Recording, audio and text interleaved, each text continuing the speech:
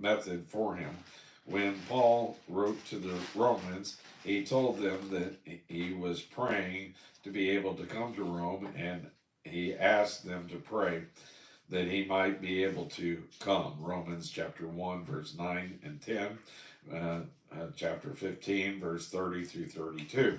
I believe he went to Rome by the will of God. And uh, I believe that he was told before he returned to Jerusalem that he uh, was going to go to Rome, and how he was going to go to Rome, and how he was going to die. He wasn't given every step of the way, but he was given the end at some point, and he knew very well what that end would be. And that concludes this section.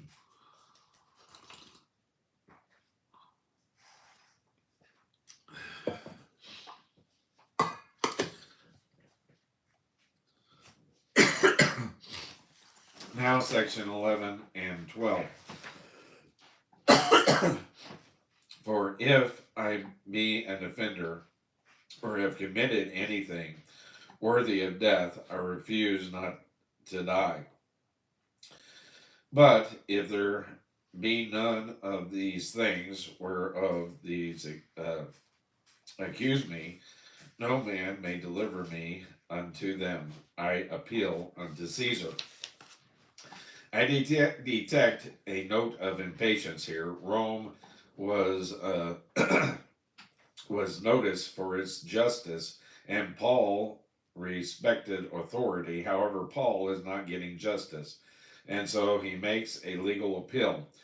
God intended that Paul use his right as a Roman citizen. It is very interesting for us to observe that God leads some people in one way and leads others in another way. Some of some of the others could not claim the protection of Roman citizenship. I knew a wonderful Christian man and wife whom the Lord had blessed in a material way.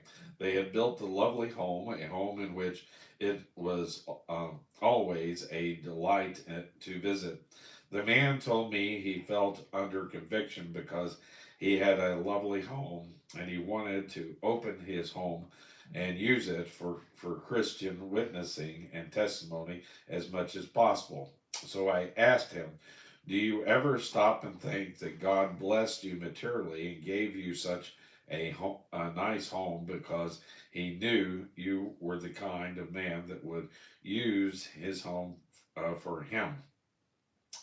Then I said to him, you just go ahead and fall into a sweet sleep every night, knowing that you are in the will of God and thanking him for the lovely home.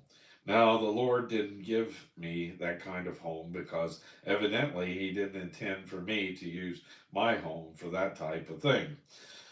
What has the Lord done for you, friend? However, it is, you should use it for him. If you are in a political position, you should use that position for him. He tells the story about how that whenever he's in Nashville, that he anytime he got a parking ticket or any sort of thing, he knew the chief of police and he could take the ticket and put it on his desk and he wouldn't have to worry about it again. And some people didn't like that he could do that and made some accusations toward him. But he said, "I'm visiting people in hospitals. I really and this and that, and I really can't afford to worry about where I park." If the Lord has put something in your hand, use it for Him. Remember that Moses had a rod in his hand, just a rod, but he was to use it for God. This is the whole thought here. Paul had this Roman citizenship. It was a rod in his hand. He's going to use it for God. I don't think that Paul made a mistake here. Verse 12. Then Festus, when he had conferred with the council, answered, hast thou appealed unto Caesar? Unto Caesar shalt thou go.